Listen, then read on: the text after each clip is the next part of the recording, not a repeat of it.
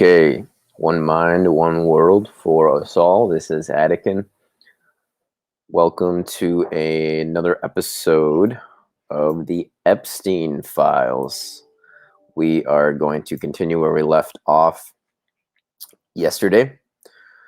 I am in the midst of reading a very long prose narrative written by Virginia Roberts about her times being trafficked not only by Mr. Epstein and Ms. Maxwell, but also a one Ron and Charlie, which were actually the first people to traffic her. And where we left off last night was they were all together, they being Jeffrey, Glenn, Virginia, and I think it was Emmy too. They all went scuba diving in the Caribbean near Little St. James, and they almost got attacked by sharks. So thanks everybody for tuning in, and I will pick up on chapter 11. So without further ado, let me just get my windows right over here so I don't have to adjust them later.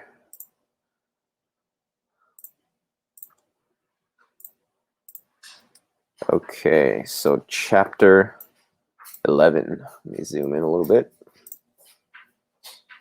Oh my gosh. I don't know why Scribd always does this. And if anybody has seen the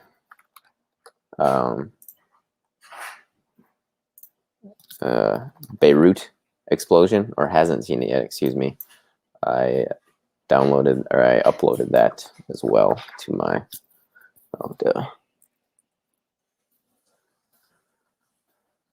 my channel. I just got a wireless keyboard, but I unplugged it. Okay.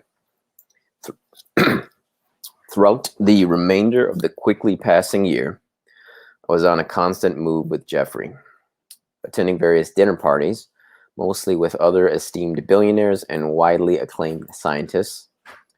Jeffrey likes to surround himself with the most brilliant and powerful of minds, filling his little black book with some of the most esteemed and even infamous people in today's wealthy society.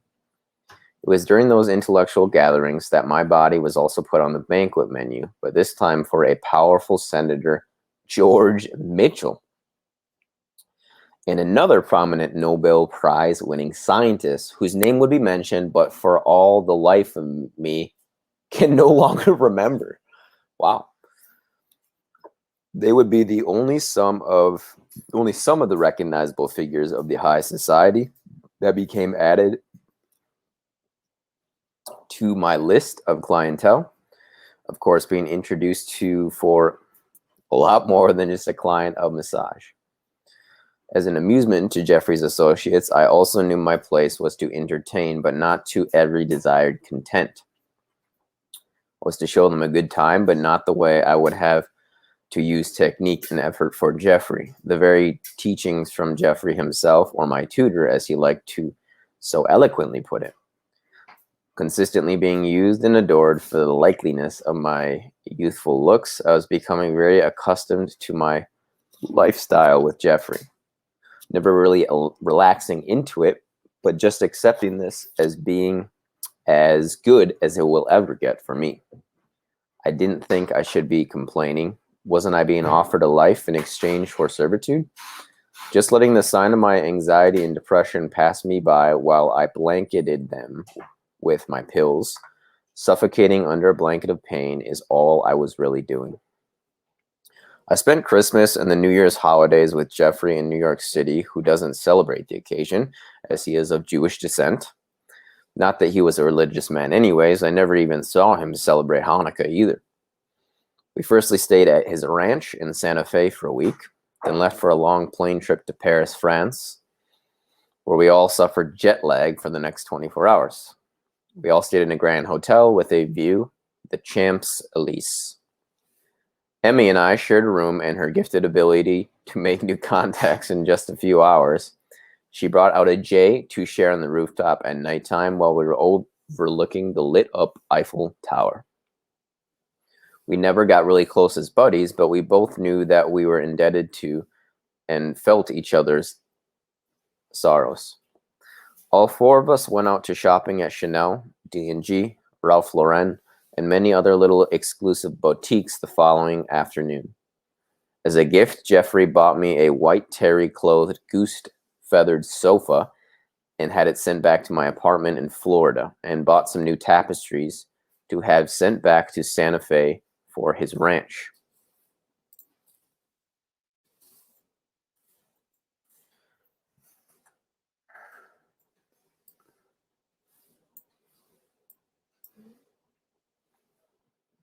We also visited his up-and-coming Paris apartment. It was a modern, typical flat being refurbished, and we went to see how it was all looking.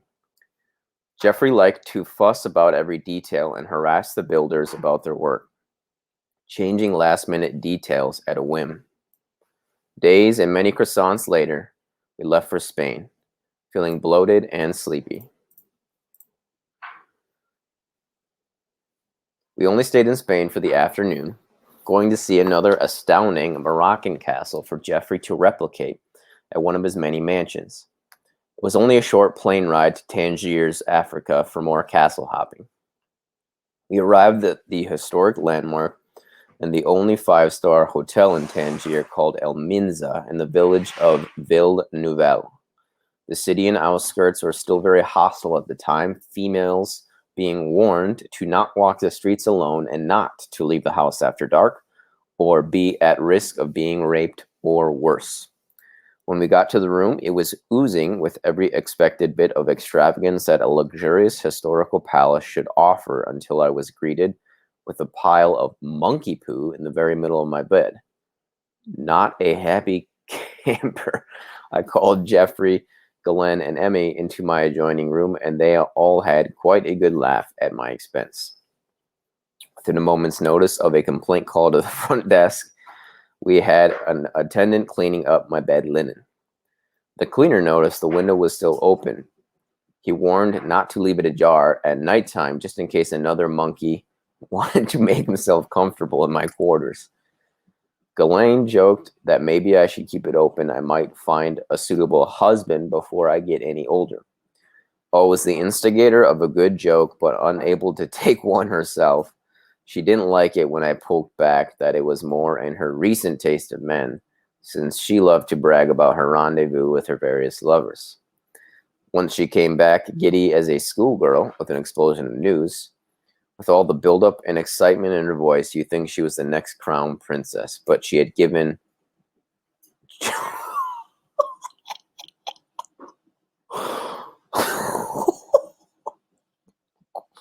she had given George Clooney a blowjob in the bathroom at some random event. She never let that one down. We all went to explore the towns surrounding Moroccan castles and meet their royalty that lived in them. Jeffrey's personal interior designers met us at the residences. They walked around hurriedly, scribbling notes into their clipboards and whispering between themselves. The palaces were historically unique and beautiful, but I wondered how could they live so grandeur behind these walls when they lived in a city of such poverty-stricken squabble. Beggars lined the streets. People could just go missing and no one could care less. And you heard of barbaric murders happening every night. Against the advice of the palace attendant and Jeffrey's wishes, I decided to take a stroll one afternoon, mainly just to take photos of exotic Africa and do some shopping in the village markets, but I ended up being intrigued by a group of young children playing in the streets. When I was noticed watching them, about 15 of them came up to me and began to beg for money and food. I was overtaken by the poor, hungry children, and I felt sad for them all and wished I could help out somehow. When the tide of kids washed away and the street went empty, I was overcome with intrigue at these two little boys. Brothers, I found out later on. And there was only Their only excuse me for stuttering. Her spelling is not very good. Their only toy was an empty can they were kicking to each other in the middle of the street. Intelligent kids. They were able to speak 3 different languages, including English, and I was interested to ask them about life here. They didn't seem to notice or be bothered by their poverty-stricken lives. They told me about their school and parents, and I had thought I had just heard the saddest story ever, but they were accustomed to living like that, like I had been so accustomed to my degrading lifestyle for so long.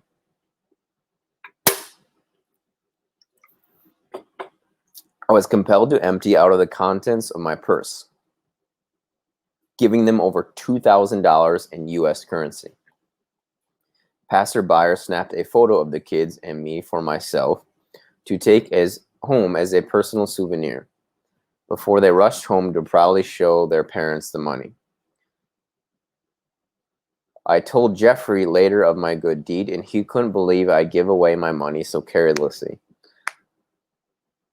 He told me I had set up their parents with enough money to feed and shelter their family for a year. Wasn't that a good thing? I couldn't believe it. Not that I was well off or anything close to, but to realize how...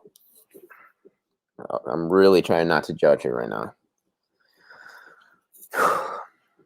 But to realize how lucky I was and to not have compassion for the lesser off,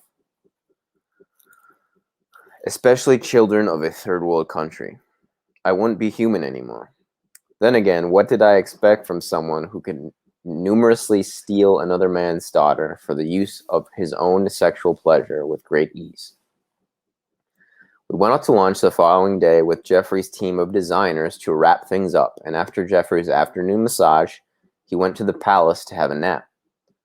When I was all alone, I thought I'd go see the culture of the local unique markets again, and this time buy some trinkets to bring home. I got to sightseeing and took pictures of the legs of lamb hung over the blood-drenched doorway over people's homes, as to warn off evil spirits, and the ghettos where the local villagers called home. I walked into many of the market stalls and saw the most peculiar antiques, such as weaponry with the blood of its last victim stained on its sharp blades, and body pieces of various animals for the use of religious sacrifices. I was more interested in the different culture and respecting their ancient way of life with interest, instead of squirming like a tourist and getting grossed out.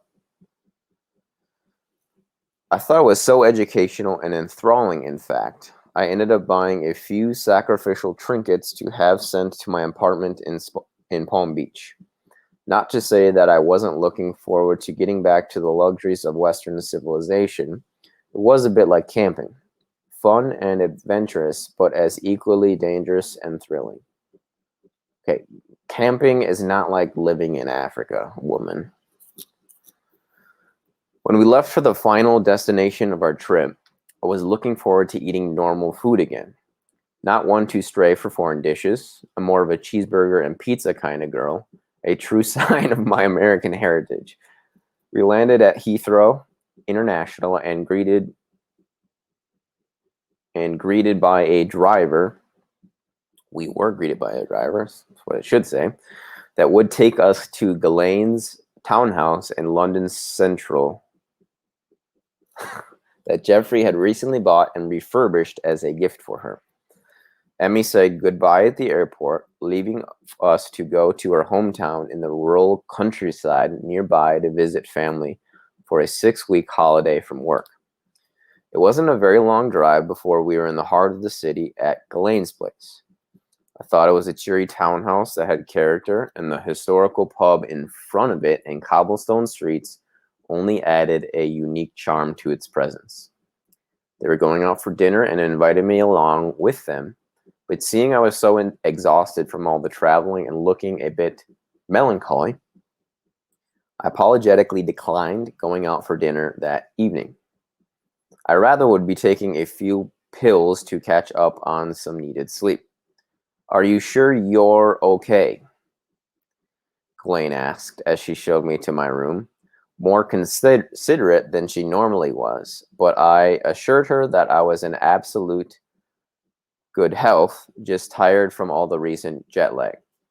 Without another word said, she whisked off downstairs to the car where Jeffrey was waiting for her. I took the liberty to call my parents to say hello and catch up with them since I hadn't been home at all for the holiday season this year. Always too busy working. They sounded really happy to hear from me, and my mom put me on the phone to talk to my brothers as well. I got to tell them about my travels abroad, and I had some cool tribal stuff from Africa that I brought for them. They sounded so proud of me, all of them, and why shouldn't they be? In everyone's convinced mind, I was making great money, traveling the world, and meeting new faces everywhere I went. Why should I spoil anyone's delusions, especially mine? I took my sleeping tablets and had a bath before falling into a deep and needed sleep. The next morning, I was awoken up by Ghislaine, who I could tell was in a chirpy mood by the way she paraded through my closed door, saying, "Wake up, sleepyhead," and opened the window shutters to let in the bright sunlight. She had never done anything like this before, and I knew immediately something big was happening. She sat down on my bed as I rolled over from my deep slumber, and I was able to mutter for an explanation as to why she was awake so early. Besides the fact it is 10 o'clock in the morning and nearly time for brunch, we have a big day planned out for you today. She was waiting for my cue to ask her, "What are we doing?" When I did, she responded with a convincing enthusiasm. "We're going shopping for a new ensemble." She paused for a moment to build the suspense before completing her sentence. "To go dancing with the Prince of England this evening." Hoping it would be one of the younger generations, I was disappointed when she told me it was the Duke of York, Charles's younger brother Andrew. I looked at her with a fake surprised look, one I had to use on many occasions in my time with them, to give an impression of excitement. "What? Wow!" I exclaimed with my gifted acting ability. It is a sad realization, but I had grown more accustomed to seeing people for their significance rather than the good qualities they possessed, and I was able to grin and bear the thought of what I expected lay in store for me. Ghislaine and I left shortly thereafter for the many lanes of designer shops to choose from in London. Probably went to Oxford Street. Her pep talks to prepare me for my duties towards royalty went on, giving me the obscure impression I was something of importance, at least for more than an evening. "Make sure you're bubbly and energetic. Nobody wants a dead horse," was one of the cheap tools she instilled me with. "Who knows where this could lead for you," was another. As the day grew shorter, my anxiety only heightened. Anticipating the prince's arrival and unable to decide on an outfit, I picked out 3. Our last stop for the day was Burberry's for a nice handbag to complement our chosen attire.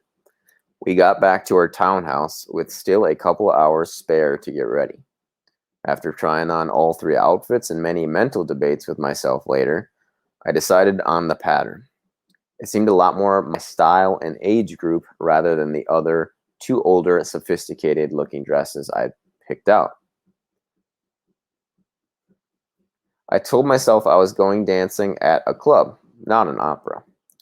At most, young girls can be during their body changes into womanhood.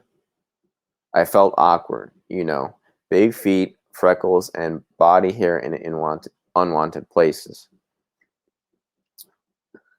There are things you just don't want when you're 17, and then you see these iconic billboards of what femininity is supposed to represent, and just don't fit into that picture. Never feeling what we all are already.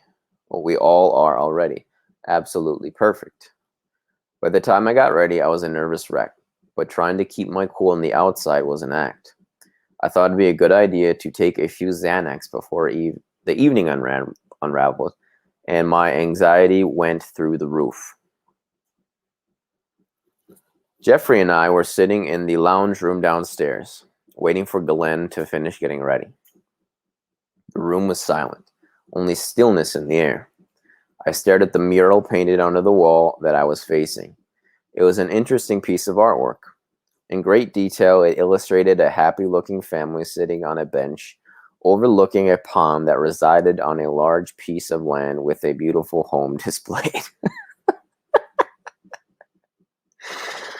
That was a run-on sentence if I've ever seen one. There were also hunting hounds, and the hunters chasing a game of fox like the notorious English hunt pieces throughout history. Jeffrey took notice of my enchantment into the picture and in a hushed voice proceeded to tell me that it was a portrait of Ghislaine's childhood, the part she could be proud of. I never realized how prominent her family's history was in England. Apparently, as to Jeffrey's attest, her father was born of poor Jewish descent in Czechoslovakia, most of his family being killed upon Nazi invasion in 1939. Fleeing to join the British Army as a young man, he changed his name a few times and made a lot of contacts in the field. After the war, a newfound Robert Maxwell went into the publishing, using his army contacts to establish a business initially built upon publishing scientific books from occupied Germany. In time, Maxwell acquired several British newspapers, among them the Daily Mirror, countering his wits against the likes of Rupert Murdoch along the way. However, whilst constructing his publishing empire, Maxwell compiled astronomical debts, and his equivocal financial dealings attracted the attention of governing authorities that judged him not to be looking out for his company's best interests. And in the end, it transpired that Robert Maxwell had been using proceeds from his employees' pension funds to meet his financial debts, ruining the futures of thousands of employees. Once an esteemed member of Parliament and publishing mogul, Robert's body was found floating in the Atlantic Ocean after he was found to be missing from his yacht, the Lady Ghislaine, named after his favorite child. This happened whilst cruising the Canary Islands in 1991. Jeffrey went on to tell me that when her father died, she was inconsolable and in a very bad state. He picked her up from the trenches of despair and took her under his wing, and it's there she has stayed comfortable ever since. To Ghislaine, his particular need to have so many women around, and even his taste in younger than legal ones, didn't seem unconventional to her. It was her own father who was deemed a womanizer and even took a second wife while still married to Ghislaine's mother. I would have never guessed this carefree, spirited, and vivacious woman had ever endured such sorrows. I couldn't help but look at her in a different light from then on, but not letting her know that I knew, to avoid any altercations between us. Like clockwork, Ghislaine came downstairs 5 minutes before Prince Andrew was to arrive, wearing a tight-fitted white woolly turtleneck singlet and a nice pair of loose-fitting trousers. Looking elegant and casual at the same time, a very hard look to achieve, but one Ghislaine had always easily mastered. They both seemed at ease, poking fun at my obvious nervous state. Just another ordinary night out for this extraordinary couple. The knock came at the door just after 6 o'clock in the evening. Ghislaine greeted him and the guard who would wait for his return in the car. She led him down the hall to where Jeffrey and I were sitting. We both stood up, and Jeffrey shook his hand, while Ghislaine proceeded to introduce me, and I was taught by her was English custom. We both kissed on the cheek. We all sat down in the lounges for some tea and biscuits while conversing idle chit-chat. By the sounds of it, Ghislaine knew well of his recently divorced ex-wife, Fergie, whom they were all taking turns in slandering for one reason or another. It was apparent there was some fresh wounds still lingering, and as good friends do, it was their way of helping him get over her. When his daughters were mentioned, Ghislaine and Jeffrey treaded lightly, only speaking highly of them and offering their sympathy to the young ones. The conversation turned to a much lighter subject. Andrew wanted to know more about this young guest they had to join them out for dinner and dancing that evening. And then the spotlight turned on me. I was more nervous than I had ever been before a night out with someone, probably the build-up Ghislaine and Jeffrey had hyped this meeting up to be. To break the ice, she played her favorite guessing game. How old do you think Jenna is? When Andrew guessed correctly, I was 17 years old. She was surprised, thinking I could have passed for younger. I guess we are going to have to trade you in soon, she laughed, always the first one to throw in her quick-witted two bits, all of them chuckling along with her. Hardly a laugh at all, unknown to me at the time, his eldest daughter is only 5 years my junior.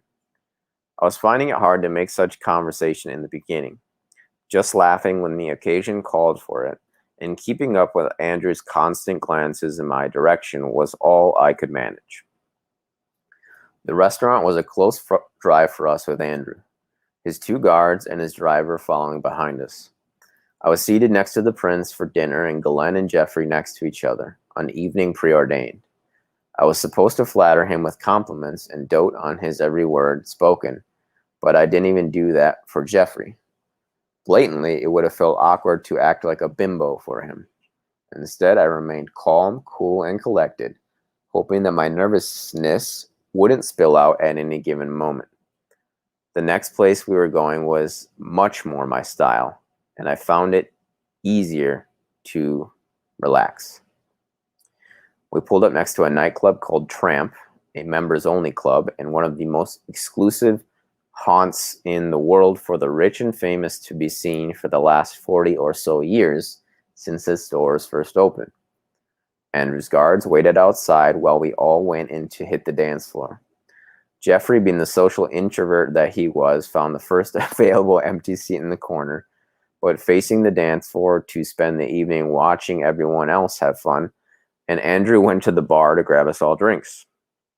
He came back with sparkling water for Jeffrey and a cocktail for the rest of us, already knowing that Jeffrey never drank alcohol. We downed our glasses and made our way to the crowded dance floor.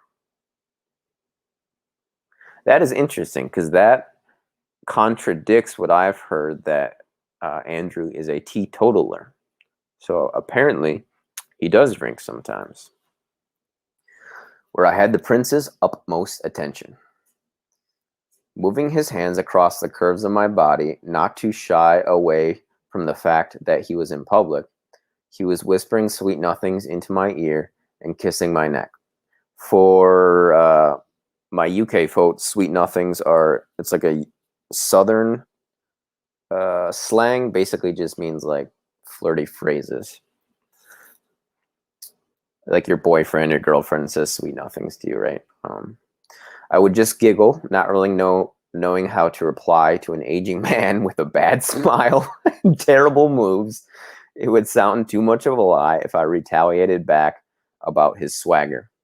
He was the most incredibly hideous dancer I had ever seen, and couldn't help but laughing on the dance floor and shooting glances of embarrassment to Jeffrey and Ghislaine, who are having a good time laughing at my expense, as they always did. After an hour of pelvic smashing to the DJ's pumping mixes, we finally exited the floor. His Royal Highness was dripping with sweat and ready to embark onto a quieter scene where he said we could be alone, not knowing that it had already been arranged for all of us to meet back at Ghislaine's place, but complied with his so-called thoughtful request. I was so anxious about getting back to the townhouse, knowing what expectations I would have to not only have met, but also exceed in this case. Yeah, I'm just going to take a quick pause here. It's interesting because I do think this person, whoever wrote this for Virginia, or whoever helped her, because I do think she had help, because she never uses this sort of vocabulary when she speaks. Despite that, there's a ridiculous amount of spelling errors and syntax errors too. So I think she did get help, but whoever helped her did not do a good job. Okay, continuing on. Ghislaine and Jeffrey seemed impressed at my attempts to entertain His Royal Highness, so far giving him exactly what he wanted, the impression that I idolized him. They told me that he really liked me and was having a great time so far tonight. When we got to the townhouse, his guards walked him to the door, staying to wait outside in the car. Ghislaine met him and brought him upstairs where Jeffrey and I were in the study. We all chatted in the hall for a few minutes, and I was able to have Jeffrey snap a photo of us together, one that would cause much controversy for the Buckingham Palace and many years to come. The conversation didn't linger on much longer before Jeffrey and Ghislaine dispersed downstairs together, leaving me to my own sort of royal duties.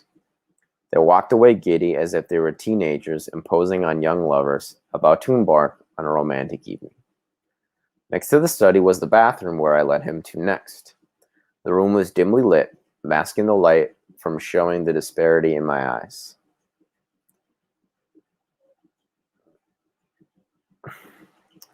It was a beige marble tilted floor with porcelain Victorian-style bathtub in the middle of the room and nowhere near the size of Jeffrey's residences. I turned on the taps for the tub, and the heat from the water began to steam up the small room. On the basin were aromatic oils, lotions, and soaps. Loving the scent of floral notes, I poured in the lavender bath oil. Trying to do the best of my youthfulness to try and act seductive, I gradually began to strip off my clothing, piece by piece. Giving him time to savor the moment to come, he loved every second of it as I went over to where he was waiting and watching, then began to undress him at a much quicker pace. We kissed and touched each other before submerging into the hot water, where we both continued to reenact foreplay. He was adorning my young body, particularly my feet, caressing my toes and licking my arches. I don't understand feet fetishes, man. This was definitely a first for me, and I couldn't help but laugh. I hope he didn't expect the same treatment back. Through my recent experiences with Rena, I drew a line with extreme fetishes, especially ones that would involve my tongue and feet in the same sentence. It wasn't hard to get him wound up to the point where he just wanted to have the rest of me, so he dried off from the cold and retired to my bedchambers for the longest 10 minutes of my life. Moments later, and without any real emotional attachment, he burst in ecstasy, leaving me to my own feelings of dismay.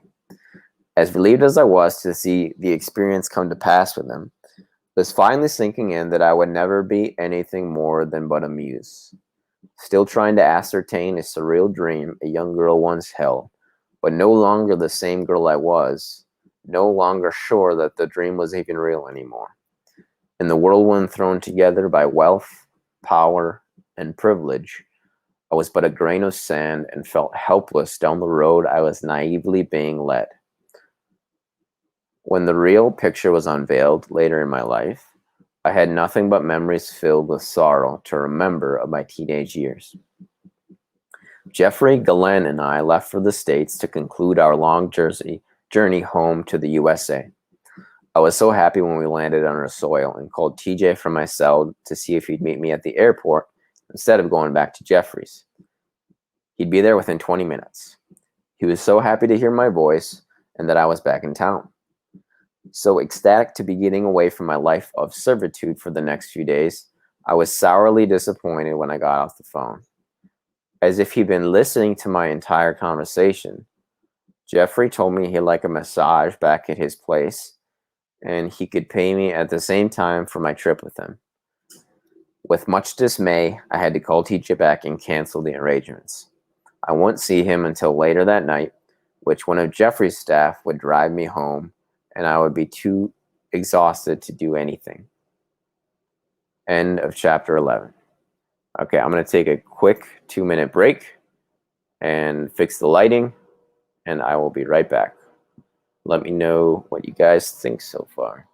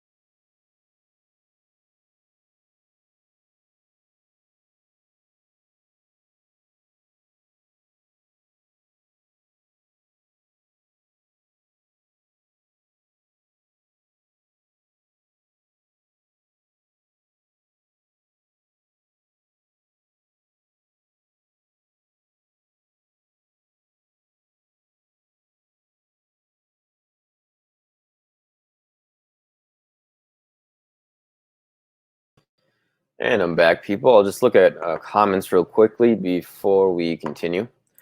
Came across some articles that describe Rom Eppinger as a family friend who Virginia got involved with when she was 12. Didn't she say she met him by chance when he pulled up in a limousine? That is what I recall reading. Yes, that is what is written in this account, is that she met him at a bus stop when he pulled up via limousine.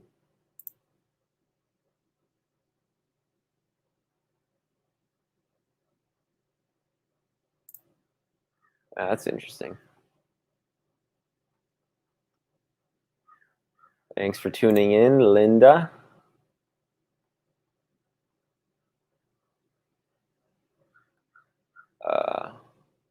Looks, you talking about me, Sean? Dolly, Chris, thanks for tuning in, everyone. And, oh, Lufa, of course, too. Okay, I will continue. And let me just put on a ticker here.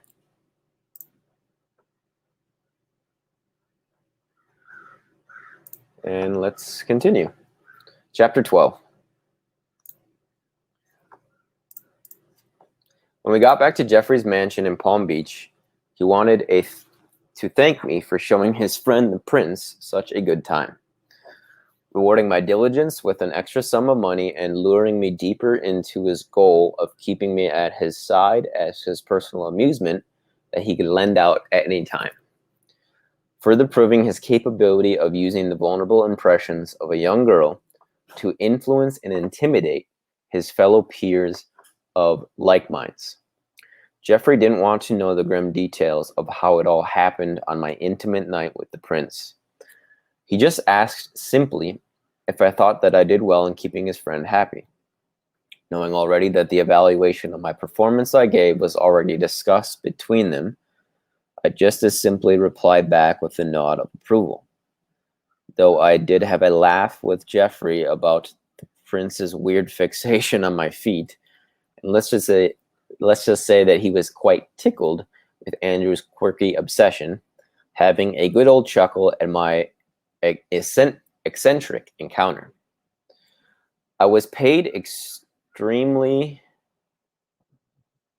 well this time, putting my money earned into nothing but popping pills and alcohol, by shouting my so-called friends a good time, aiming for the attempt to forget about my experiences abroad. I partied like that to feel young again, my age, and most of all to self-anesthetize my troubles from within. It wasn't like I was waiting for someone to arrive on his white horse and take me away to a magical world. I simply yearned for more out of life than being someone's replaceable amusement. Still a romantic at heart, I would often get lost in my daydreams, imagining a new beginning with a strong man that would show me an enduring love, safety in his arms, and a lifetime friendship. Though the suggestion of true love's existence was only a dream for now, something I could only read about in novelistic fairy tales, but the passing thought from time to time was warmly envisioned. With my innermost desires being locked away in a deep crevice of my heart, I knew my romantic notions would be absurd in Jeffrey's eyes. For some unknown reason to me, he couldn't allow himself to give love or receive someone's heart in return. Once he said to me when I asked him if he ever thought he would settle down and find Mrs. Right, and told me he didn't believe that love with one monogamous partner was possible, but he found that love with many was. I thought at the time it had something to do with having so much money, and everyone wanting him for that, instead of seeing him as a person, and even felt bad for him. But now I can understand from his recent lessons unlearned that it was a simple equation of his twisted perversion to become infatuated with the vulnerable youth off the streets. Spending so much time in the entrapment of Jeffrey's embrace, I was becoming numb to the feelings and aspiration to ever climb above this deep hole I had dug myself into. I knew I wanted to escape from this bizarre form of first-class slavery, but I still didn't have the tools necessary to get me out. How could I have? Everyone that knew me believed I was living this enchanting life, a rags to riches success story that most people dream of.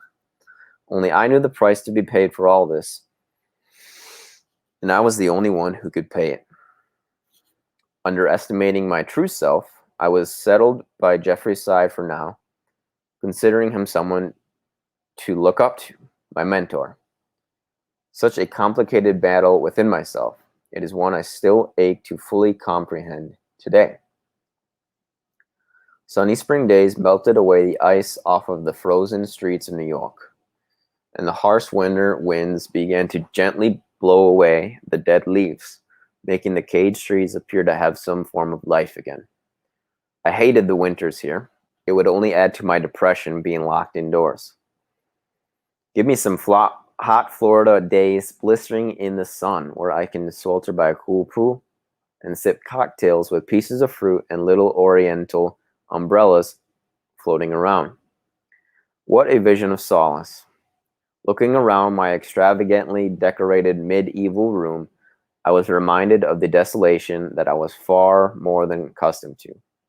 Knowing it wouldn't be long before I was summoned again for another ritualistic occurrence in fornicating with my master, I hardly bothered to leave my assigned chambers, scarcely being sent home for a moment's break. I just accepted my fate. As I predicted, the intercom buzzed momentarily, and I heard Ghislaine's voice come over and request to meet them in Jeffrey's study. Not an alt call. I would often meet him there first, so he could tie up some unfinished business before heading to the dungeon, or what was thought to be the massage room. Making my way down the hall, I had an eerie feeling wash over me, as if I had several pairs of eyes on me.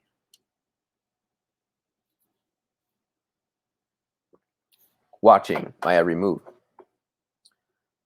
A cold chill moved up my spine. I had to move my thoughts elsewhere. Too easy behind these walls to succumb to my fearsome anxieties.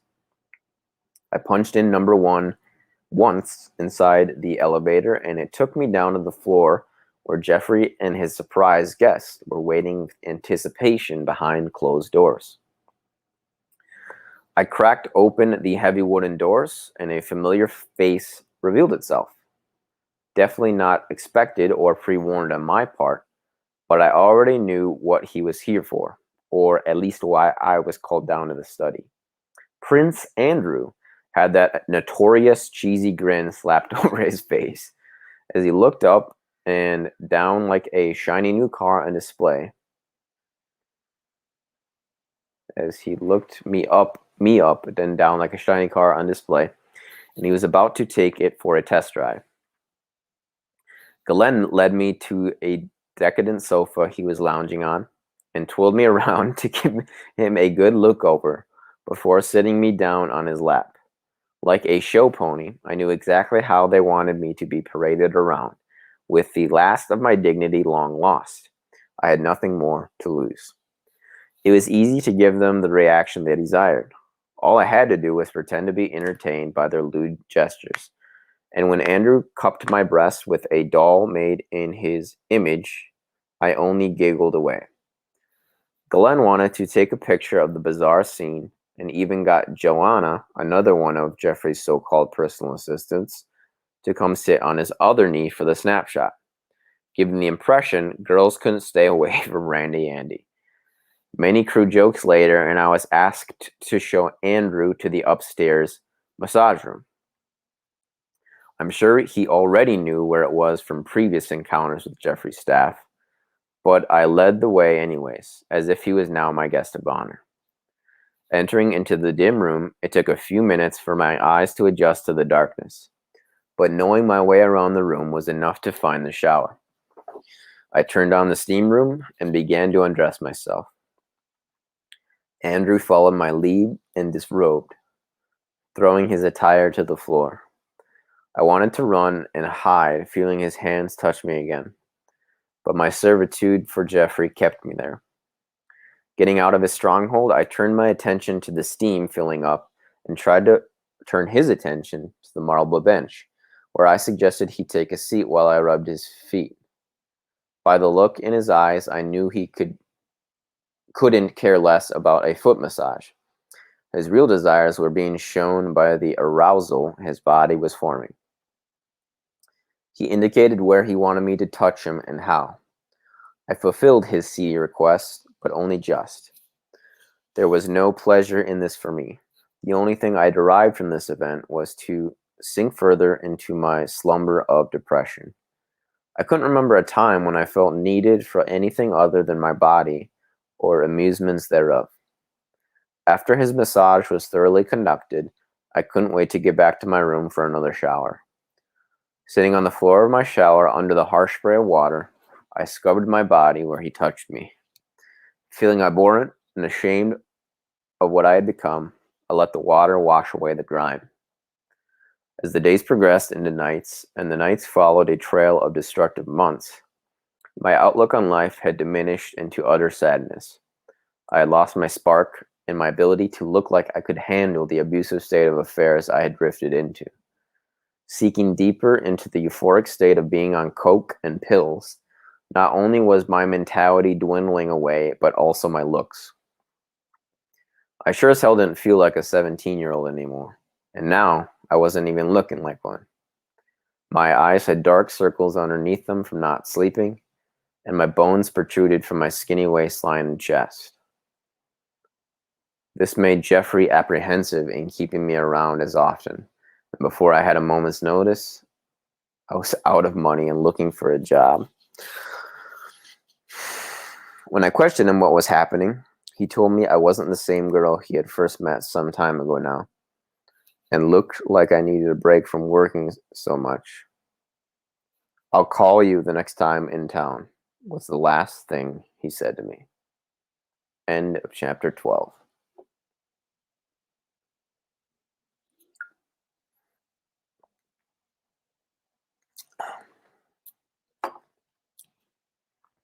Going back to an average teenager's life was more of a hard transition than I would have ever thought. Jeffrey stopped paying my expensive rent, and I was forced to get off the drugs and look for a real job to feed and shelter TJ and I. It was much harder than it sounded, but I was craving this in every possible way. Even though a full week's wages for working a full-time job as a waitress didn't even come close to the money I had made in a couple of hours working for Jeffrey, I was happier than I had been in a long time. I made some friends at my new job and found my duties to be easy and pleasant.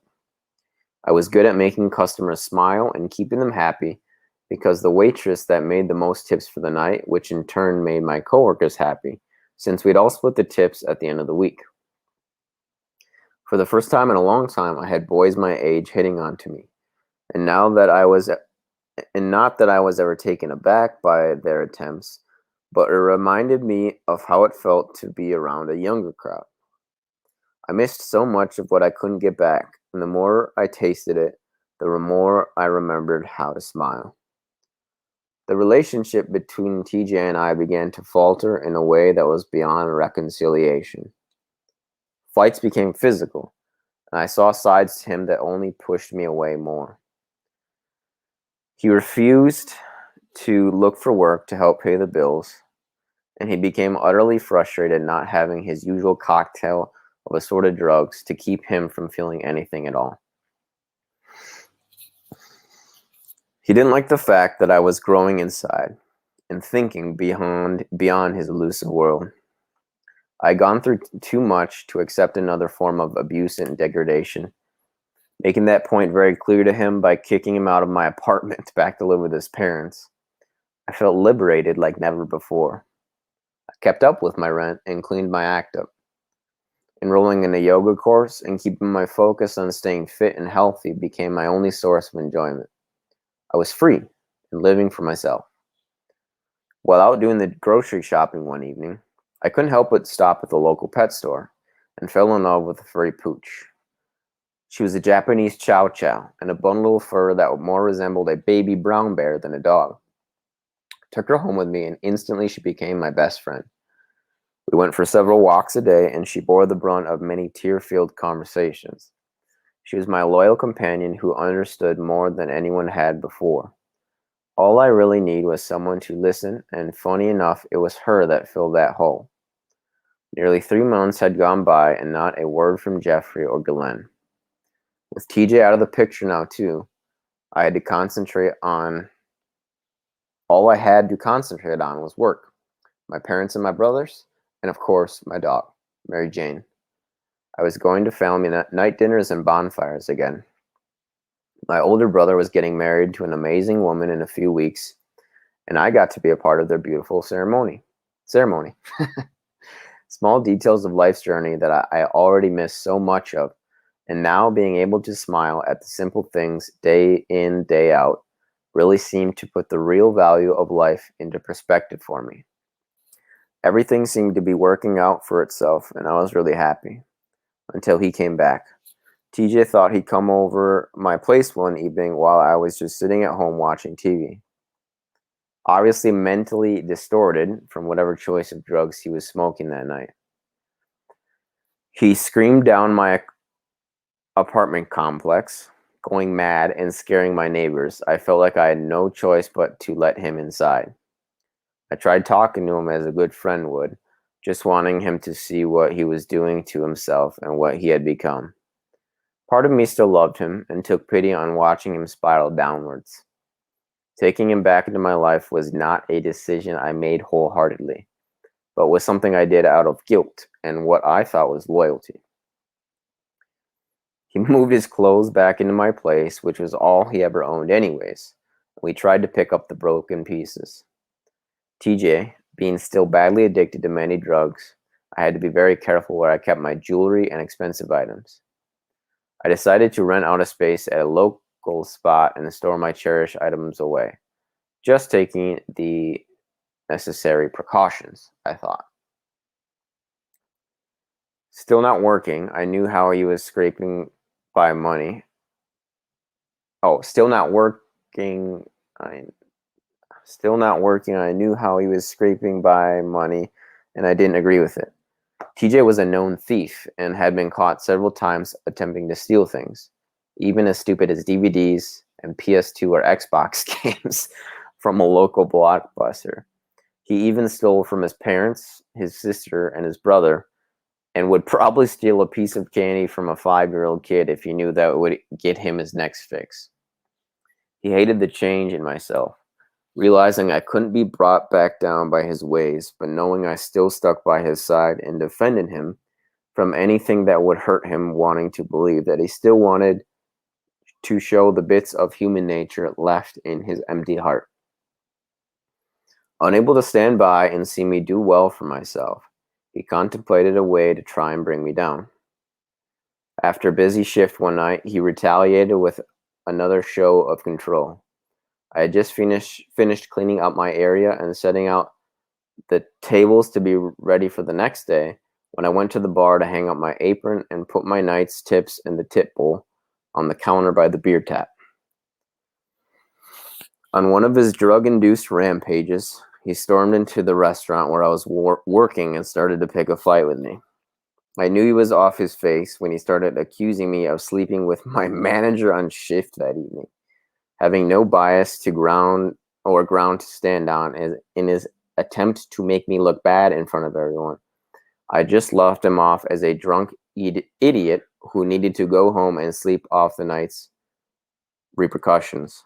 Although I was fuming inside that he embarrassed me, but I still made excuses for him and told my boss I had to leave early to bring him home. The bar was deserted as TJ waited alone for me, slumped in a bar stool and looking worse for wear. I had to go to the back of the restaurant and do some explaining to the manager on duty. I couldn't afford to lose my job over this incident. Surprisingly, he was sympathetic towards my dilemma and even told me I could do a lot better than that schmuck, patting my back and telling me to have a couple days off. I punched out and headed to my car with TJ in tow. For the rest of the night, he was oddly quiet and asked to be dropped off at his parents' house. I was more than obliged to do so. I couldn't stand the sight of him, let alone want to be around him that night. Being so revved up, it didn't yet dawn on me that something wasn't right. The next morning, I was woken up by an alerting phone call. I had the manager from the restaurant where I worked on the other end screaming at me and asking where the money is. I sat up in bed, completely awake now, and asked him back, "What are you talking about? What money?"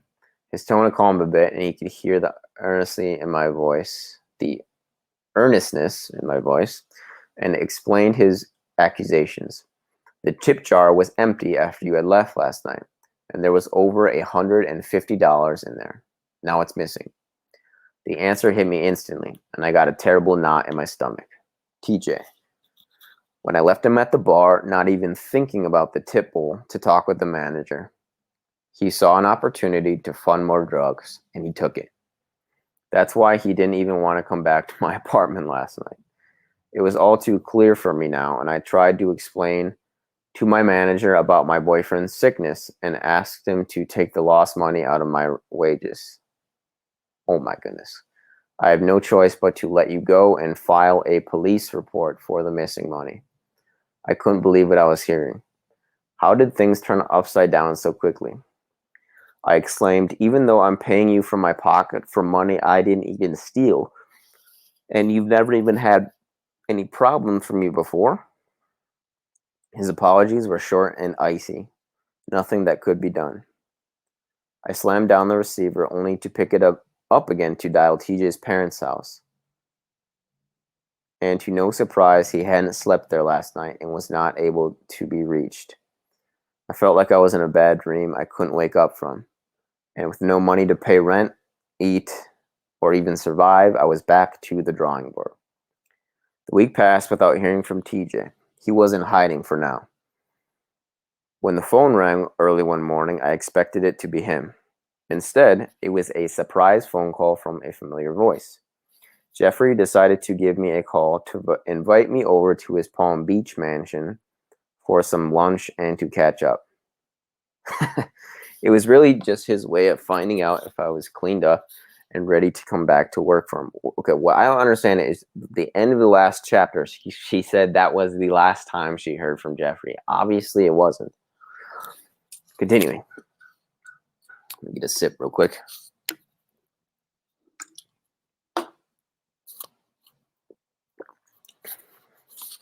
With my life in chaos once again, and having to borrow money off my parents for grocery food, I saw a quick solution to my situation and was even convinced this is what I had to do to take care of myself. He greeted me at the door and led me inside. Ghislaine was at her usual spot, her desk working away, and we headed past her with a quick wave and lip-synced a hello, not wanting to disturb her important-sounding phone call. She glanced up quickly and gave a brisk wave my way, then put her attention back to the computer. Once we were inside the poolside cabana, which is Jeffrey's office and gym, Jeffrey took a seat behind his desk and told me to have a seat across from him. He took a sip of water from an already poured glass and asked if I'd like some. Yes, thank you. My reply was short and polite. Already just wanting to get this meeting done and over with. His face was like steel and his expressions stern. I felt like a child in trouble sitting in the principal's office. He cut straight to the chase, wanting to know, "Are you on drugs anymore?" There was a moment's pause as I took a deep breath and told him the entire truth. I got really depressed for a while and coped with my emotions by blanketing them with mind-altering substances. Just smoking a J to relax wasn't good enough anymore. I needed to be high and flying to believe I was happy in dealing with all of life's curveballs. Snorting things like coke and popping amphetamines replaced my sorrows with an overflow of endorphins, making it possible to keep up with everything until I would come down and the cycle just kept on repeating itself. He listened to me continue to tell him about the good things that have come from the break. Like my dog, yoga, and working at a restaurant, making lots of new friends, but most of all, I got my smile back. Without the drugs this time. He was really happy to hear the upside of everything. But there was one thing I was reluctant to tell him about: my recent travail that TJ effortlessly caused at the restaurant where I was so happily employed. As my manager had warned, he had to file a police report stating that after I left, the tips were gone, putting the blame solely on me. Giving Jeffrey a clear picture of the entire ordeal, he exclaimed, "What are you doing with this idiot, Jenna? He is no good for you. I know you can do better for yourself. Why do you let him drag you down every time?" Nodding my head in concurrence, I went on to finish my epic drama. I received a phone call from the PBCP asking me to come in about the money. I told them what happened over the phone, but they still want me to come in. Really? They don't care if you actually did it or not. I don't want to have a record for something I never did or would ever do. Again, the police do not care about what actually happened. All they care about is enslavement. I put my face into my hands and covered the tears now trickling down my cheeks. I just can't believe this is happening to me when everything has been going so uphill. Now I'm out of work and in trouble. I wiped my face and looked up at him. What do I do? Enabling him as my mentor once again, his sly grin said it all. Jeffrey normally hated when girls made waves in any way, and this one would be considered a tsunami, but this time it worked to his favor. He wanted me to come back to work for him, continuing my massage studies, and I needed his help. In his eyes, he was doing me a solid, which in return, I would have to scratch more than his back for. Taking his time to contemplate what to respond back and what solution he could offer, I began to worry that maybe I shouldn't have done this. Pulling a few tissues out of the box, he passed them across the desk to me. Trying to retract any damage done, I said to him, "I must look like such a mess to you, and making you listen to my saga. I am so sorry. I shouldn't have come to you with all this." He looked surprised and sympathetic. Quite the opposite, actually. "I'm glad you've come to me for help. I've got a lot of connections, especially with the Palm Beach County Police Department. I give them regular $100,000 donations, and after I speak with them, there will be nothing more to worry about. To be honest, I'm more in shock about how much can happen to you in such a short time. Your life is one big soap opera." Now he was chuckling and trying to make light of my somber mood. Laughing along too, I replied, "I know, right? Drama just hangs around me like a bad smell."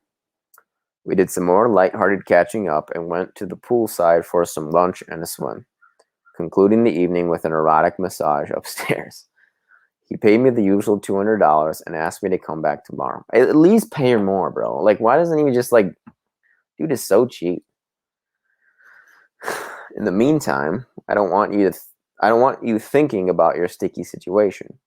Consider it dealt with. His attempt to brighten my spirits had worked, relieved about money and the police, but now I owed myself to him, feeling indebted to him now more than ever. End of chapter 13. And I will continue. I just gotta take a sip real quick.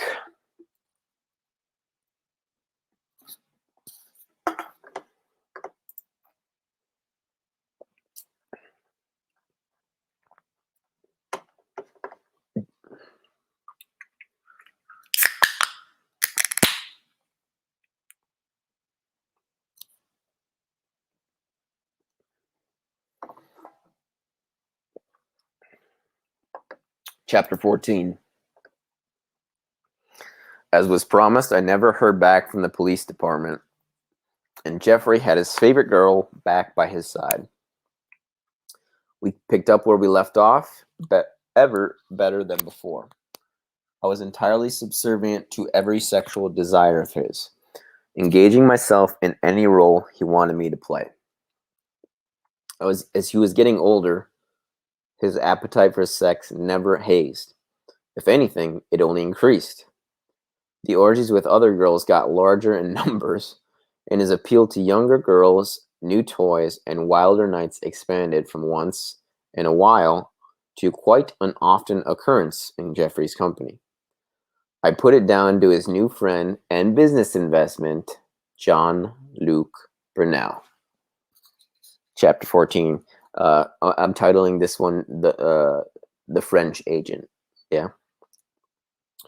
A longtime agent for young and upcoming models, Brunel, a French citizen, was known for roaming the world in search of young, naive beauties living in poverty-stricken countries and willing to do just about anything for money. He would procure them mostly from clubs in South America and the former Soviet Republic, filling their heads with fairy tales of America and large amounts of money.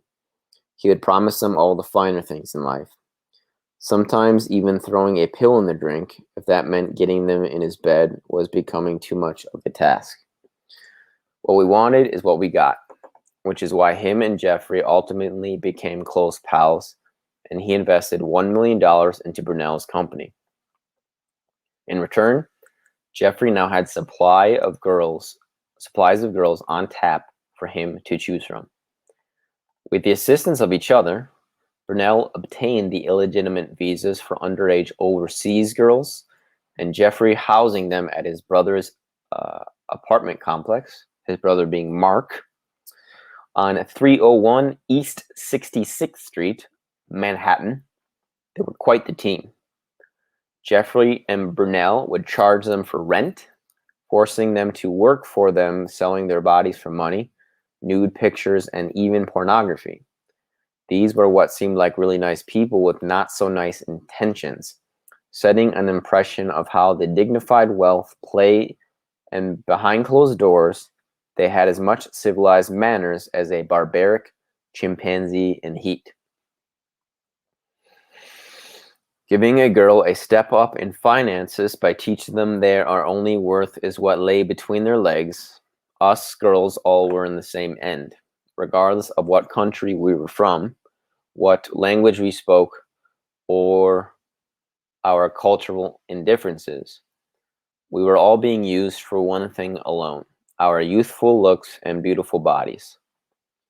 Being Jeffrey's permanent sidekick, I would have to partake in many of the hedonistic exploitations that went on at one of his many residences, which meant having to be uninhibited with many girls my age and younger. Being complete strangers was hard enough, but we couldn't even understand each other.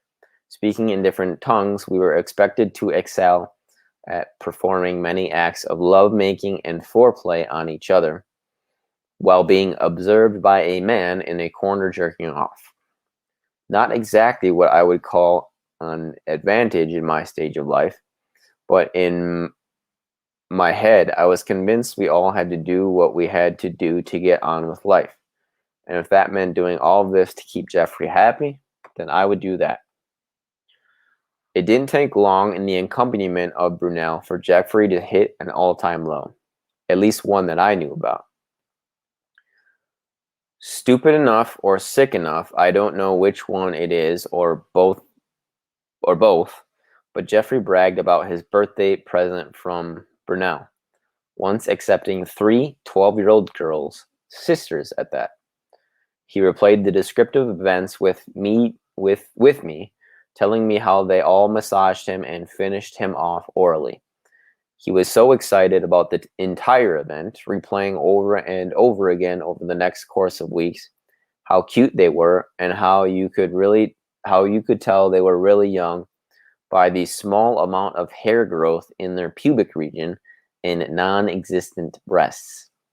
A 12-year-old? Are you serious? I thought to myself. I still can't shake the feeling of disgust when I recall the look on his face as he told me time and time again of how his lust brought him to that profound low. He went on to tell me how Brunel bought them in Paris, France, from their parents, offering them the usual sums of money. Visas and modeling career prospects was a bribe of the worst kind. They were just children. Laughing the whole way through, Jeffrey thought it was absolutely brilliant how easily money seduced all walks of life. Nothing or no one that couldn't be bought in his eyes. Behind the two of them followed a destructive trail of those in their path that were misused, violated, degraded in a variety of ways for one purpose: to satisfy the desires of the perversion that rotted their hearts. The next couple of months I spent in Jeffrey's company. My life was revolved around him and his petty happiness. Arising to the occasion, I was no longer his teenage sidekick. I was growing into being a young woman, and my body was blossoming like never before. Out of the awkward stages of my life, I now took to looking after myself like never before. Regular sessions and tanning beds and keeping fit became my life outside of Jeffrey. He kept telling me what a beautiful woman I was developing into and would offer suggestions to help me look good. Sending me to dentists for regular teeth whitening consultations or helping me to choose my attire for the evening, he was ushering me into a whole new position, training me up for something else, but I was unsure of what that was. Being a snotty little teenager was a girl of the past. Now I had to be his eloquent speaking, desirable to all, and almost his personal porcelain doll. I went everywhere with him again. All of his eclectic dinner parties, conferences, and meetings with various members of parliament, famous celebrities, and other esteemed billionaires, most of whom lived by the same rule of thumb as Jeffrey. Quite an alarming realization, having to accept this world the way it is.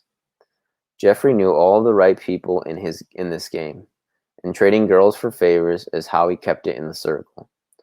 He was at the center of it all, blackmail being the only thing next to money with the ability to pull as many strings. His conniving ulterior motive was to drag all that he could down to his pitiful state of mind. Inviting easily tempted acquaintances to his island or his other various residences, he'd bring out the assortment of young girls and pass them around like they were cocktails on a platter. No girl had a choice in whom they went with, only completing a task. We would have to charm and bedazzle these aging fat men who, other than paying for it, would have never had a shot at getting to know a beautiful girl intimately. I, personally belonging to Jeffrey, rarely had to be loaned out, and it was a big occasion, or should I say, favor, if I was.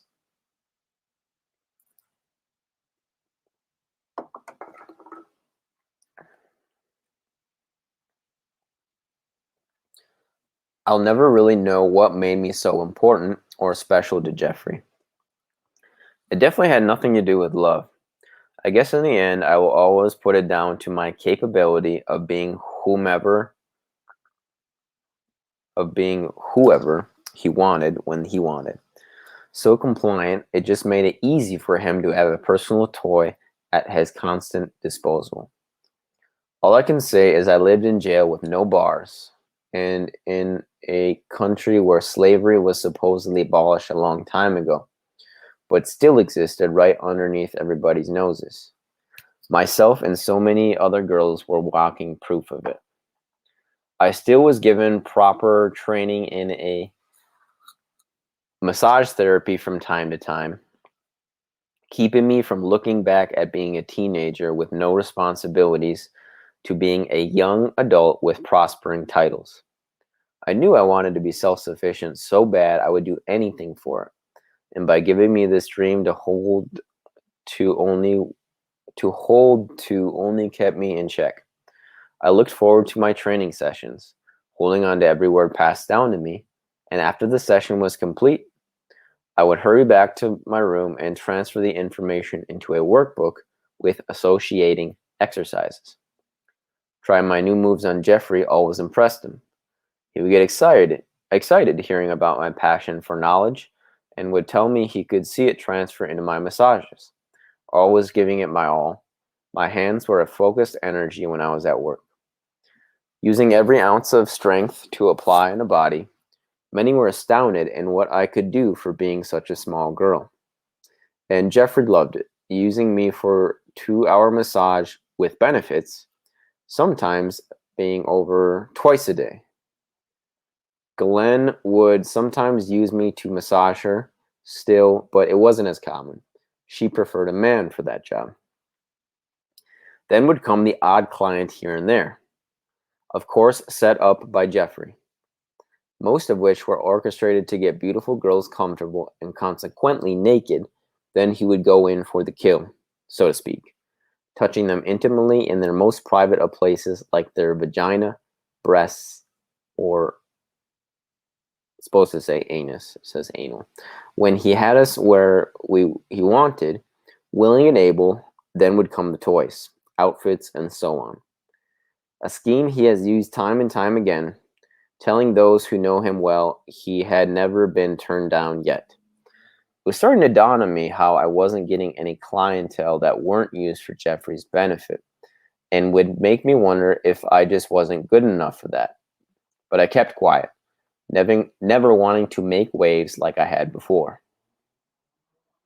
To give me a break from it all, as if Jeffrey didn't want to overload me again, he would send me away to his ranch for a few days, what he knew I considered being a small slice of heaven on earth. I'd spend my days roaming the hills, riding horses, and enjoying the solitude of my own company. One afternoon, I was out exploring the land on Jeffrey's ranch, which covered hundreds of acres, with nothing but a bottle of water, my sketchbook, and a small case of oil paint. I was on the search for something interesting to paint. A great pastime of mine, it made my soul quiet by creating beauty with my brush.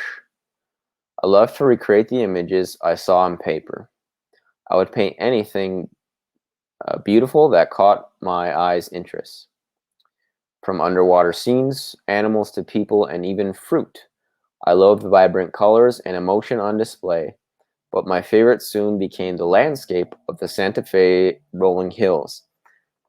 Earthly green and beige tones, and in certain light, it would illuminate to a golden shine.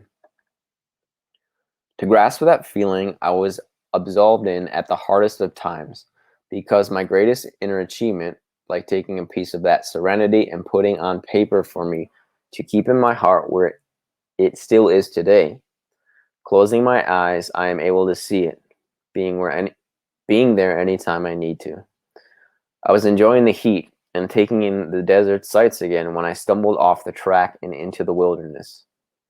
Exploring everything new to me was my second nature, and never even entered my mind what would have happened if I went too far or got lost. I would rather face Mother Nature's wrath than humankind's any day.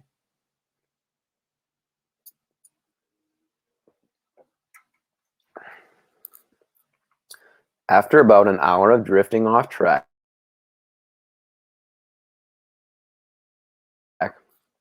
old pueblo made out of clay and rock.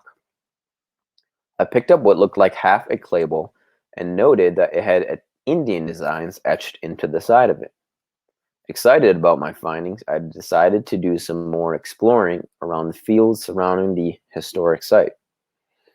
I collected rare pieces of arrowheads, utensils, and parts of many broken bowls with artwork telling tales of their own. Time was of no essence here, and before I even realized, the sun had sunk deeper into the hills, leaving me without any light to find my way back to the pathway. Feeling silly now,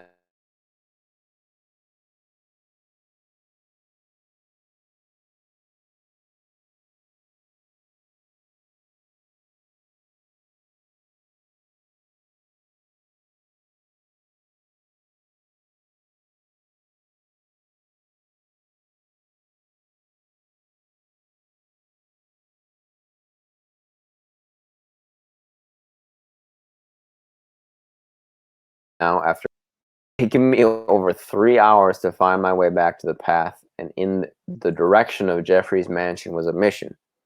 So relieved in the end, and so were the housemaids after I hadn't shown up for dinner, assuming I must have been out for one of my usual adventures. I went to bed strenuously exhausted that night, and I was falling asleep. And as I was falling asleep, the phone rang. It was a call from Jeffrey, who had been alerted of my disappearance. What happened tonight? One of the maids called me to tell me you hadn't come back from your walk this evening. Detecting a tone of anger in his voice, I tried to distract him by telling him of my findings, and he scolded me for being gone for so long without anyone knowing where I was.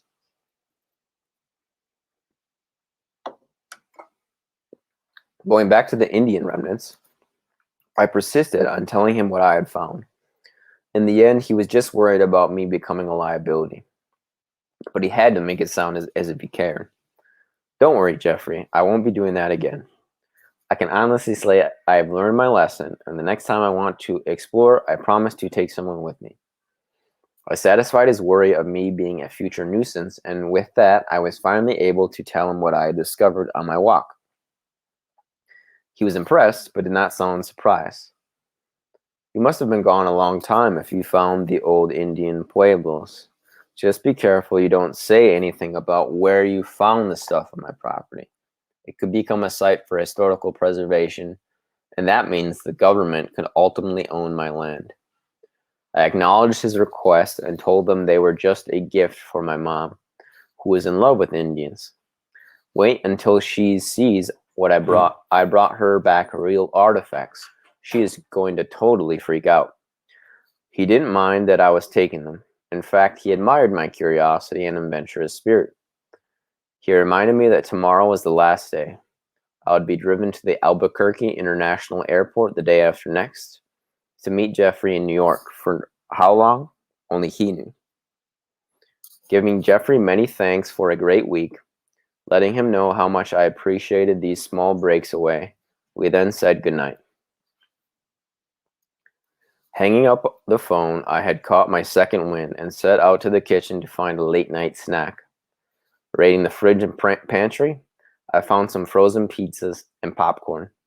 I put on a movie and munched on the popcorn while the pizza cooked.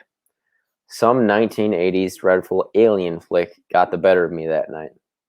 It was based on a true story about people abductions from extraterrestrial beings, which were, like I was, visiting a remote area. I suddenly hated being alone on a ranch in the middle of nowhere. I munched down my burnt, crunchy pizza and became further enveloped in the fake plot. Leaving on the TV and the lights that night, I spent my night tossing and turning, peeking through the small open crevices of the comforter, half expecting to see an alien living in my bedroom. Living through the night was a relief, and I laughed at myself in the morning. How spooked did I get? When I got to New York, Jeffrey and Ghislaine had a good laugh over my tale of survival in the wilderness and then the alien scare. They're always having the best adventures, Ghislaine exclaimed. Ghislaine exclaimed. We were similar in that way, both being a bit of free spirits. It was really only her non-existence of moral standards that differentiated the two of us in that way. How do you know you weren't abducted and probed? I mean, look at you and all that time alone in the ranch. What do you think, Jeffrey? Could she pass off as an alien? Expectedly, Ghislaine poked fun at me, her usual fun pastime. Our relationship was an odd one, never threatened by each other, but always precautious towards one another nonetheless, able to crack a joke together. But when it came time to work, it was no fun and games. She was intensely serious. With a sense of humor like yours, I would tend to think that you are the one from another planet.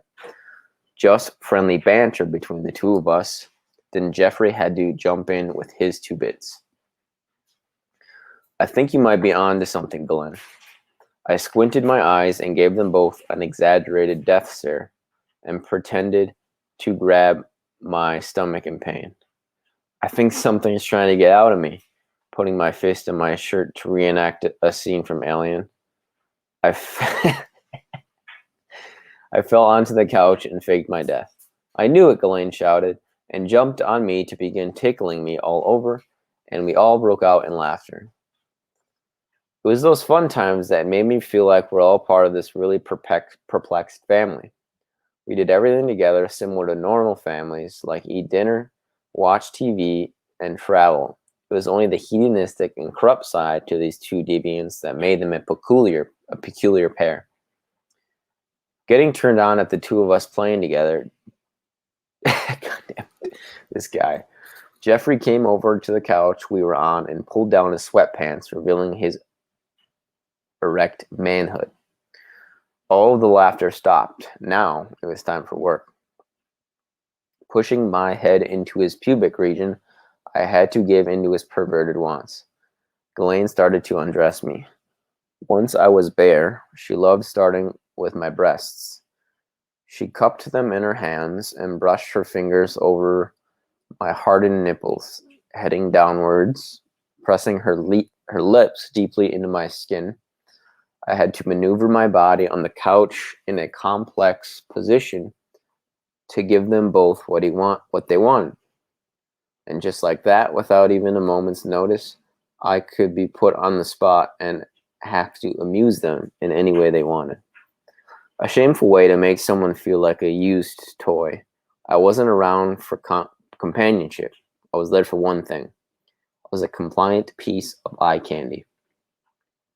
20 minutes later, and Jeffrey had erupted in pleasure. Ghislaine sat up, still fully dressed, and wiped the sides of her mouth with her hands, giving a vindictive little chuckle. That was fun. Jeffrey concurred with a sly grin, arching his back for a stretch, just looking able to utter the request. God dang it, dude. Why don't you come up with me upstairs for a steam bath and massage? I need to be loosened up after that. It was more of a statement than a request, as if I had a choice to say, no thanks, I'm actually tired myself and would love to just relax. Instead, I would reply with my accustomed, trained obedience. No problem. When you're ready, lead the way. I had to get dressed again, being that we were in Ghislaine's downstairs office. Putting my clothes back on, Ghislaine thought she had buttered him up just where she wanted him, to ask for him to come have a look at her new townhouse renovations when he was finished with his massage.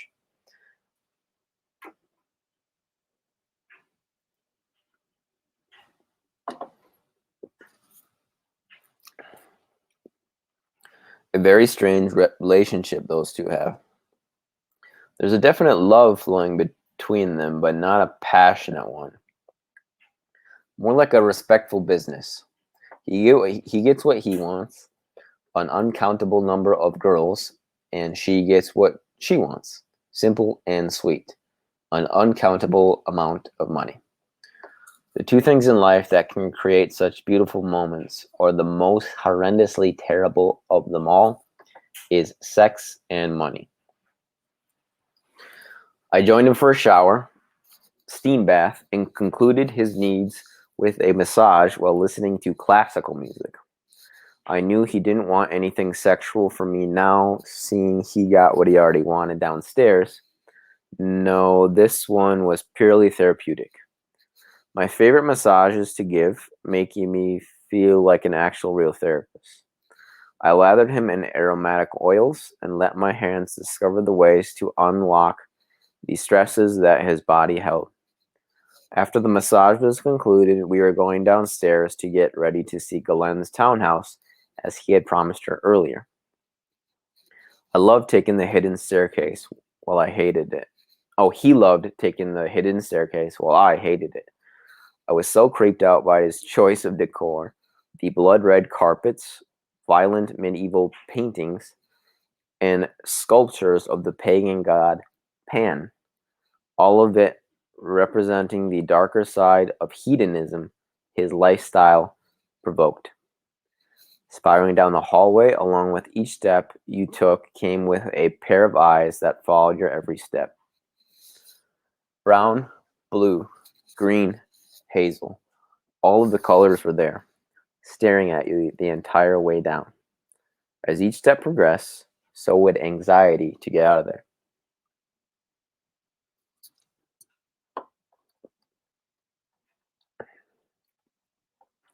We found Ghislaine where we had left her, in her office.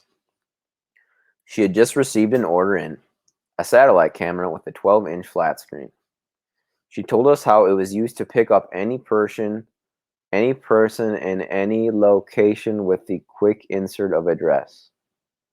Quite a powerful new toy, I thought, but it was only a minute a minute display of what the rich could afford. What use they could get out of it was another concern. Soon after she was done figuring out the controls on the camera, we made a rare and first for me pit stop, the security room. What I thought was our way out by the front door was another hidden door. I was in shock as I was led into a room so discreet that in 3 years I never even knew it existed. I kept my head down most of the time, knowing how secretive this must be. Being another door was an entire security base within his mansion.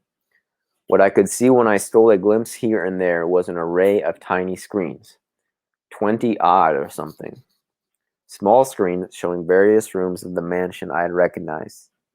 The images were constantly changing, so I found it hard to pinpoint an exact location from the decor.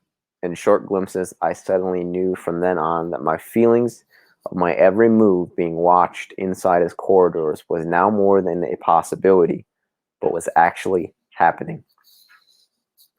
Jeffrey spoke to an obese Spanish guy at the desk whose job was to disgustingly overlook all of the video feedback. Kill two birds with one stone, Jeffrey thought.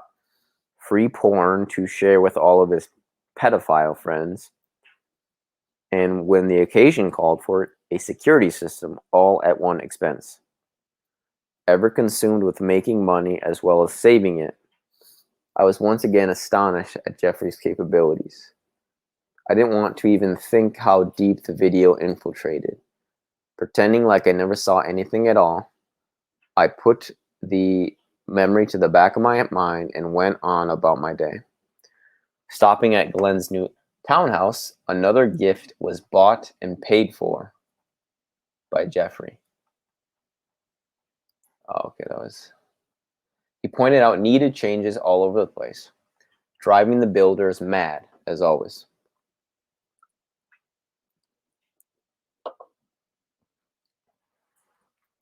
He wanted the place to scream out Ghislaine with a bold statement in all caps. Checkered floors and bold colors was the theme, like the Queen of Hearts from Alice in Wonderland. Very well suited, I thought. The dust from the walls being torn down choked my throat, and the elevator was not in use. The stairs were hardly either. The whole house was in bad shape, then having to go up 3 flights of rickety steps was a bit of a risk too, but worth it once you made it to her future walk-in wardrobe, or to us commoners, a closet the size of a small house. Complete with a dressing room, luxurious bathroom, and plenty of storage for her every ensemble. Even without it being furnished, it was already a work of art, a sanctuary for any woman. She adorned herself in her future home, finally her own, relishing every inch of it. She already put in a work desk and spoke constantly of its ongoing renovations. About an hour later, we were off to pick out curtains and look at some paint samples at a couple different boutique-looking shops. Easily passing off as an ordinary couple for the day, they walked arm in arm, strolling the streets of the Upper East Side. Except to me, still replaying the early afternoon's events, shaking my head over the echoed images in my mind. I followed behind, just waiting to be needed again. Over the course of the next few months was a constant influx of exorbitant excursions at Jeffrey's mansions, mainly to his island, to keep up with his ever-demanding sexual appetite with various young women and teenage girls. I got back on the Xanax, an old habit that I felt at the time would stop my memories from flowing back, rehabilitate my problems, and relax me enough to deal with the situation at hand, no matter what the circumstance revealed itself to be. It was a drug that would blind my eyes. Excuse me. It was a drug that would blind my eyes to everything I should have been running from. Having Jean-Luc Brunel always in the picture these days wasn't helping me at all either. Sending his girls for Jeffrey at all of his places now and at a vigorous flow, they had an abundance of girls at their disposal. If I were to count one girl for every day of the week, it would be the underestimated statement of the century. So many girls between the two of them, some nights it would be a free-for-all frenzy for Jeffrey and Brunel. 7 or so girls giving them their utmost attention, doting on their every moan and whimper. Jeffrey being the main concern, since Brunel worked for him, and we were all aware of that too. If there were heaven on earth for men like Jeffrey, then he would be their god. Every one of his innermost desires was fulfilled when his harem of women was around. No wonder he didn't travel much abroad these days. All he ever wanted was right at his doorstep.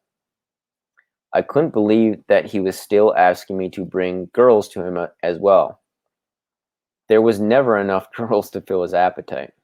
So on occasion, I would meet a pretty girl around my age and invite her back to his place to make some quick money by offering her a really good contact in the model and acting business.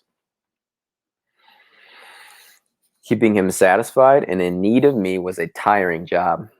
With so much competition, I had to be on the ball, seeming ambitious to grant him all his desires.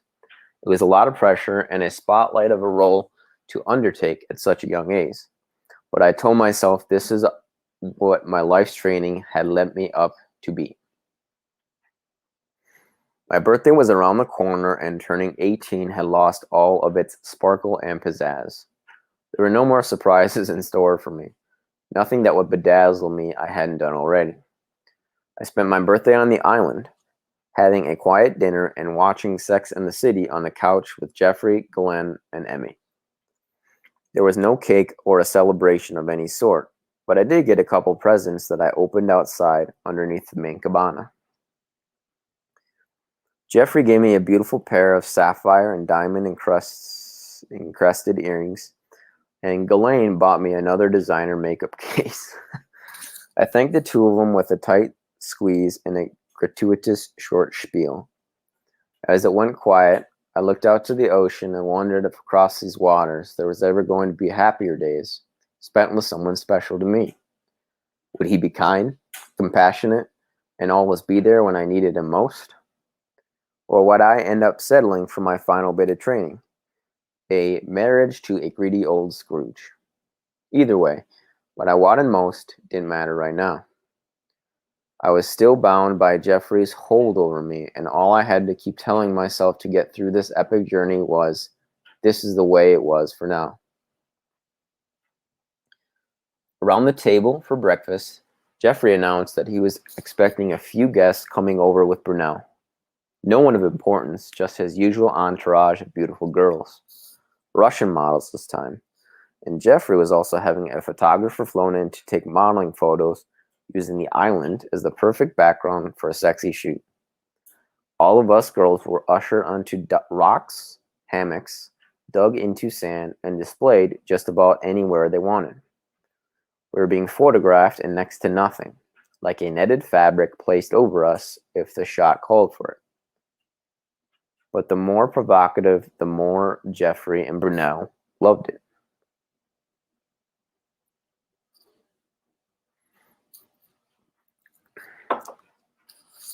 After the photo shoot, we did some outdoor water sports. While us girls raced the jet skis around and jumped on the water trampoline, the men stayed on dry land to watch us from the beach. I was so used to this constant charade of girls, and I didn't mind having a bit of fun. But this was different. I had to be more than just polite, because I already knew it wouldn't be long before we were all intimate with each other as well. Being the only girl that spoke English out of all of them was also a huge blunder. The only way we could communicate was through hand gestures and body language, a very primitive form of speaking. But what choice did we have? I did my best to get acquainted, as I had previously assumed. After lunch on the beach, we were again ushered into another part of the island, Jeffrey's cabana. There was no need for words here, as the girls already knew exactly what to do. Without saying anything, they undressed me and began to ravage my body with their hands, tongues, lips, and fingers. I was delirious, never having done anything like this before with so many girls. It was sheer chaos. I don't honestly know how men could fantasize over this. Through the glimpses in between bodies crossing over me, I could see Jeffrey and Brunel watching us, sitting in a chair with their hands around their penises, stroking themselves together. The best part is they don't even speak English, so there's never a need to have to keep them amused. I could hear one of the men divulge, and pretty sure it came from Jeffrey laughing out loud to Brunel. I just closed my eyes and went somewhere else in my mind until it was all over. That was that.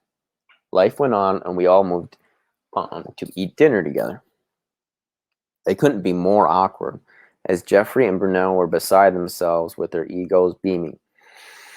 And the girls chatted like busy little chipmunks with each other. Ghislaine and Emmy on the other end of the table were being mused at the entire racket around the table. And then there was me, sitting quietly and smiling in people's directions when needed. I was counting down the minutes until I could go lay down in my giant comfortable bed, slipping away to the gentle noises the island created, and sink comfortably into a deep sleep with the assistance of my Xanax. Scratching at the plate in front of me with my fork out of boredom, I wasn't even hungry. I lost my appetite for food. Rather than sipping on the champagne, I wanted to feel as far away from here as possible. What seemed like hours for everyone to finish their meals, we were finally all saying goodnight and goodbye to each other, as Brunel was off early in the morning and taking the 8 beauties with him. Thank God, I told myself. Once was more than I could handle of that in one day. It didn't take me long to get back into my own comfort zone. Heading straight back to my cabana after dessert was served, nearly tripping over my own 2 feet as I tried to scuttle off in a hurry. As soon as I entered my domain, I drew a breath and sighed a deep exhale outwards, finally alone and at peace, for now at least. Although the sun had set hours ago, the high temperatures of the Caribbean were still an affliction. Plaguing my cabana, I was welcomed by a rush of warm air as I opened the door. I hit the switch to the fan and stripped down for a shower. Preparing my towel and toiletries, I opened the back door to the outside shower and placed them on the floor. Whether I was cleaning up in the midst of a hot day or retiring from the evening, an outside shower was always splendid. Under a thick dark cloak of the night sky, only the moon and stars to shed enough light for me to see my way around. I could feel the soft breeze lick the droplets falling off my body's curves in the reflection of the moonlight. It only encouraged me to stay longer on the warmth from the spray of rushing water. I let the hot water run out before I was sufficed enough to go back inside. Lounging around the bed in my panties and tank top, I was still sweltering from the heat. Trying to tire myself out, I did some reading and eventually fell asleep. I needed those times to unwind after such an ordeal. Letting the Xanax wash away all of the pain, I could then forgive the mistakes I had made. Blaming myself for staying around for this, I had wished I was never born at all. The pills would take all that away for me. My heart was a tangled weave of deception and pain, only reassured by the lies that were told to me, and the lies I would have to convince myself of. End of chapter 15. Okay, I am going to go eat some dinner, and we will be back later tonight. If you guys enjoyed this stream and you like the dictation, please feel free to subscribe if you like. It is free to do so. You can hit that like button too if you so desire. And if you really want to support the channel, please do feel free to give me a donation to PayPal or GoFundMe, or to subscribe to Patreon for as little as $1, or a Subscribe Star as well. Just gonna go over the comments. Looks like you guys had quite a lot to say. So hope you guys enjoyed that, as I said before, and I will go to chapter 16 on my next live stream. Cheers. All the best from the Midwest. And until next time, people, stay frosty.